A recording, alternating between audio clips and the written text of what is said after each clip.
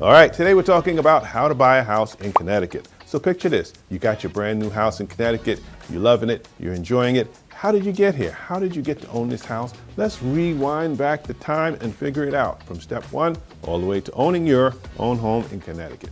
So after helping many families buy homes over the years all over Connecticut, I'm here to help you with some tips and tricks that are going to help you get your home at a price you like that's affordable for you and your family. So let's dig into it. My name is Marc Giles, and I help people like you achieve their home buying goals, their home selling goals, and even if you need financing, we got that covered. So if you stick around till the end, I'm going to have a bonus tip that you will not want to miss. This is going to take your home buying, home selling game to a whole nother height. So let's go. How do you buy a house in Connecticut?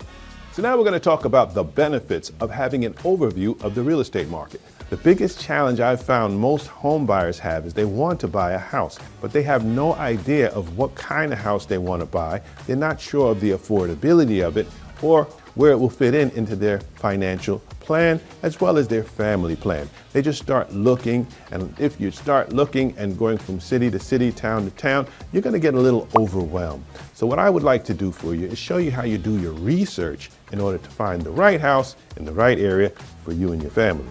You want to start doing some research into the politics of the town you're going to move in.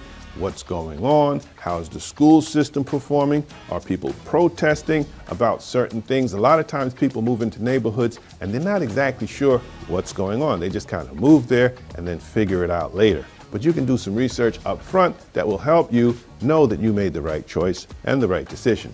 The next thing you want to do when you're thinking about buying a house in Connecticut, absolutely get pre-approved for the mortgage, which means you'll know how much cash you need to raise for closing costs, down payment, prepaid items, all of your reserves.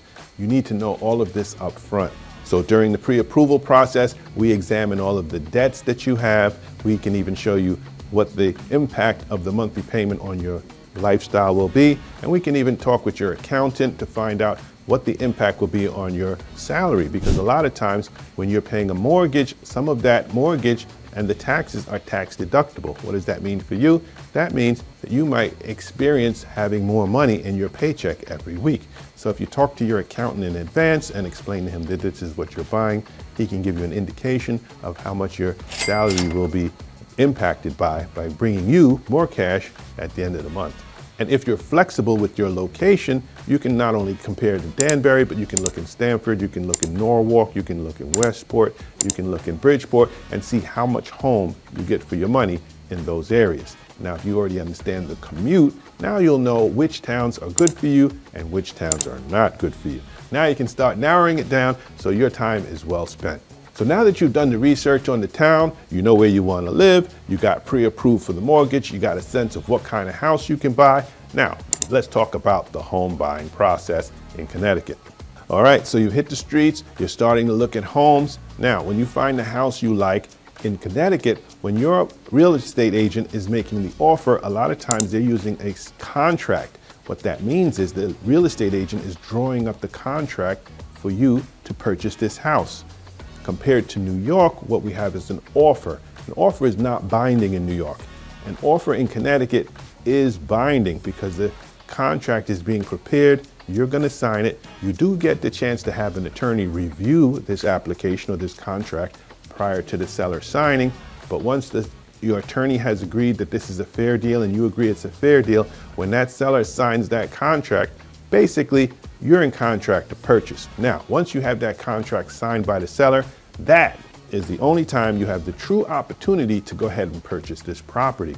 Before that, it was just talk, it was an offer, it was, good exchange between you and the seller. But once the seller signs and you give him a deposit towards purchasing that house, you have the opportunity to buy that house. The contract will specify a certain amount of days that you have to get your mortgage going and to get approved and attend a closing. In Connecticut, the closing date is written on the contract. So when you sign that contract, be sure and look at the date that you are supposed to close because that is a deadline and you want to meet that deadline.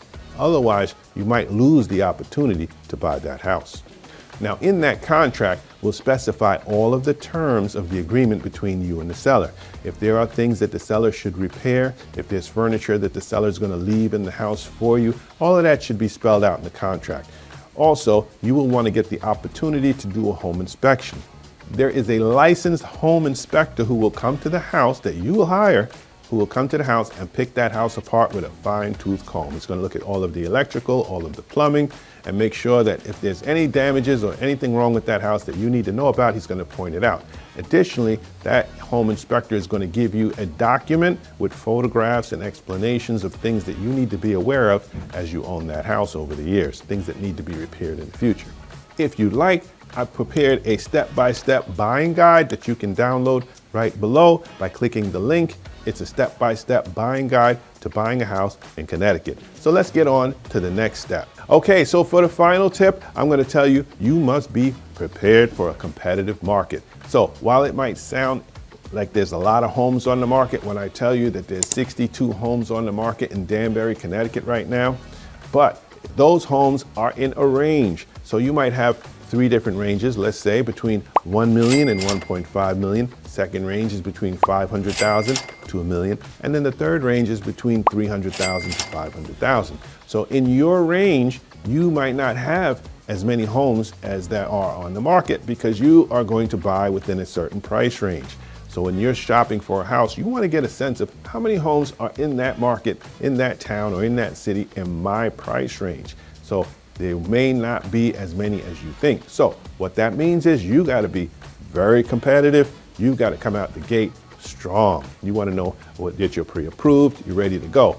Lowball offers in these markets not seeming to work these days. Why? Because the sellers are starting to have a lot to choose from in terms of who they want to sell their house to. And you'll notice that when you're making your offer, your competition is not against the seller, it's against the other people who are making the offers. So in a busy market, you want to stay competitive, you want to stay on the edge when the houses come out. In fact, you can check the link below. This will show you all of the houses that are currently on the market right now, right? You want to put in the town that you want to move in, you want to select your price range that you want to purchase in, and then you can see how many homes are there that fit in your category.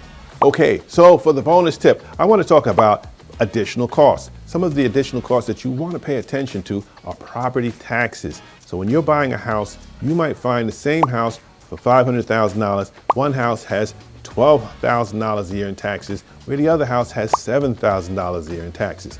The $7,000 house is going to make it more affordable for you to purchase. So if your pre-approval is for a $500,000 house, it may be for a $500,000 house with $8,000 in taxes. So if you're looking for houses at $500,000 and you're noticing that the taxes are $12,000 a year, you will want to go back to your mortgage person. Like people come to me all the time and they say, hey Mark, I'm searching for these homes, but I went to this new town and I'm noticing that the property taxes are a lot higher.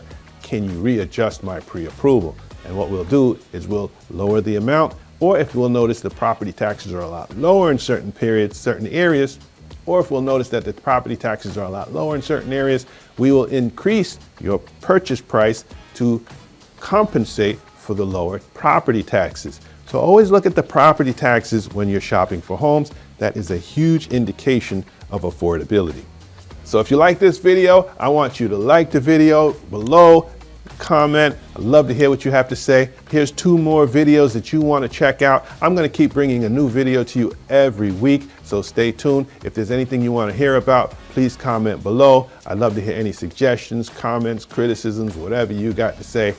Bring it on. Thank you. Once again, this is Marc Giles, and I really appreciate you, and I love working with you to help you achieve your home buying goals, no matter whether it's New York, Connecticut, or New Jersey. Talk to you soon.